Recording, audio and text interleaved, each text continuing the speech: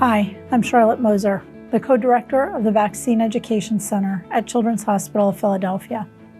And today on VEC Vaccine Notes, we're going to be talking about Haemophilus Influenzae type B, which is more commonly called Hib.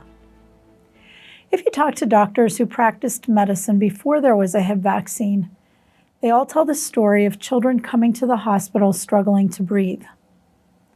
These children were struggling because their epiglottis, which is a flap of skin at the top of the windpipe, was infected, and that was cutting off their airflow.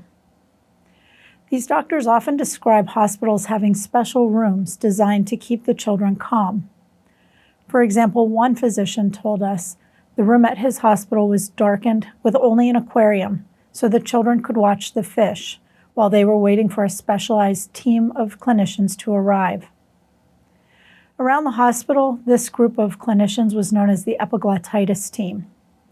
The team included physicians, ear, nose, throat specialists, or ENTs, anesthesiologists, and nurses. These clinicians were experienced in quickly, calmly, and efficiently intubating pediatric patients. Now, 2 points are important here. First, most of these patients were younger than 5 years of age when they came in. And second, intubation means placing a tube in their airway so they could breathe. This was the first step in helping these young patients survive their Hib infection. Before there was a vaccine, Hib affected about 20,000 children every year in the United States. The Hib vaccine became available in the early 1990s. And you'll find that today many younger healthcare providers have never seen a child infected with Hib, because infants routinely receive 3 or 4 doses of the Hib vaccine between 2 and 15 months of age.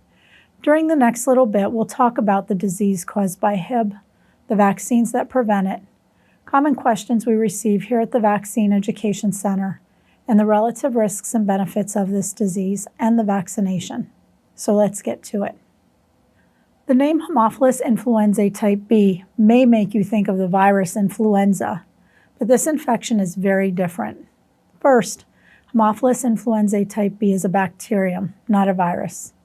Second, one of the most common outcomes of a Hib infection is meningitis, which is an infection that occurs in the lining of the brain and spinal cord. Before there was a Hib vaccine, this bacteria was the most common cause of bacterial meningitis in children.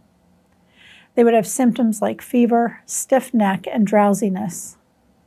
Some of these children would go on to develop a coma, and some would die. A portion of those who survived would be left permanently paralyzed, deaf, blind, or mentally impaired. Hib infections did not only occur in the lining of the brain and cause meningitis.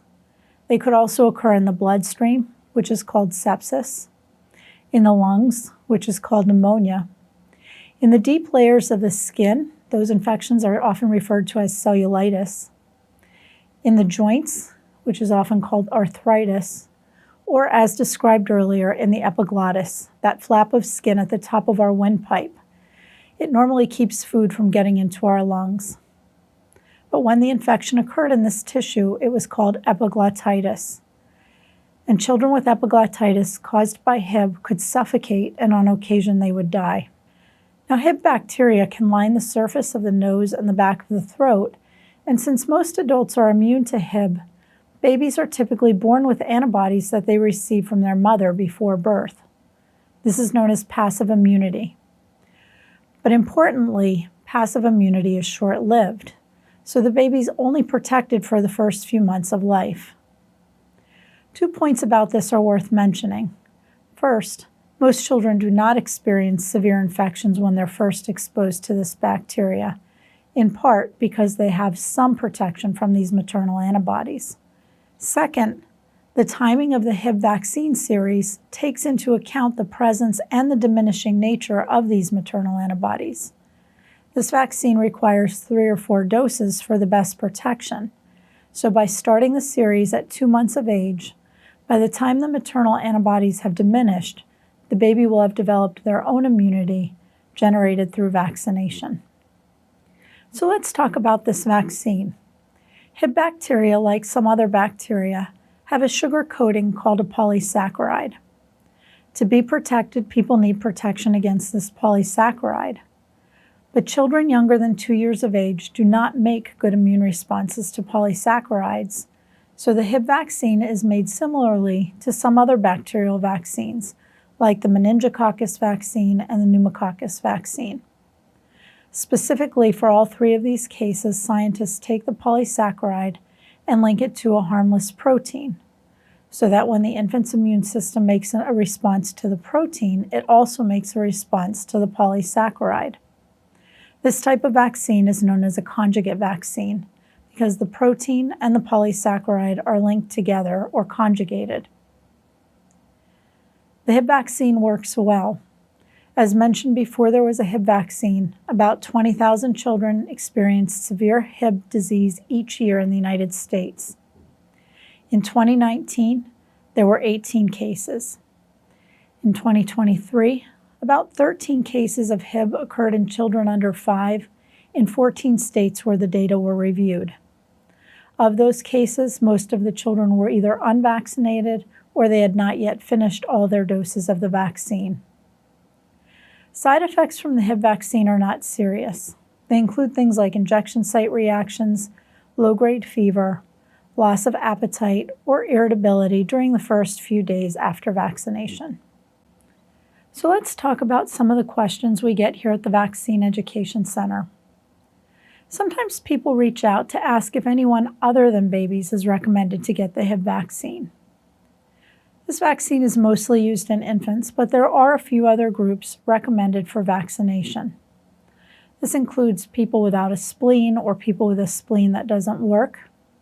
Likewise, if somebody's preparing to have their spleen removed, they're often recommended to get this vaccine. People who have sickle cell disease, people between 5 and 18 years of age who've been diagnosed with HIV. And after a bone marrow transplant, patients are recommended to get this vaccine even if they were vaccinated previously against Hib. If you're wondering whether yourself or a family member should be getting the Hib vaccine, talk with your healthcare provider. Another question we get is whether other infections can cause meningitis, and the answer to this is yes. Meningitis refers to an infection of the lining of the brain and spinal cord. It can be caused by either viruses or bacteria. Viral meningitis, that is, meningitis caused by viruses, tends to be less severe. And several viral infections that cause meningitis can be prevented through vaccination, reducing the risk for viral meningitis. Examples include measles, mumps, chickenpox, and influenza or flu. Now, bacterial meningitis tends to be more severe, but the most common causes of bacterial meningitis are all vaccine preventable. As we mentioned earlier, before there was a Hib vaccine, Haemophilus influenzae was the most common cause of bacterial meningitis in children. Other causes can include meningococcus and pneumococcus, both of which are also vaccine preventable. On our website, we offer a video in which Dr. Paul Offit and another doctor from CHOP, Dr. Angelique Gans, discuss meningitis. To find that video, go to the Haemophilus Influenzae Type B webpage in the Vaccines and Diseases section of our website at vaccine.chop.edu. So let's finish up with a look at the relative risks and benefits of Hib and the vaccine. Today we talked about the fact that before there was a vaccine, Hib was the most common cause of meningitis in young children. We also talked about the fact that depending on the location of the infection, children could experience infections in their blood, lungs, joints, deep skin, and epiglottis. In fact, infections of the epiglottis were so common that hospitals had specialized rooms and teams known as epiglottitis teams to keep young children calm while they were fitted with a breathing tube. On the other hand, the Hib vaccine is a conjugate vaccine made similarly to the vaccines for both pneumococcus and meningococcus. It does not cause any severe side effects, and for these reasons, when our team evaluated the relative risks and benefits of this disease and the vaccine, we felt that the benefits of the vaccine outweighed the risks. And we hope that after you've had a chance to review this information, you'll feel that way too. Thanks for listening today.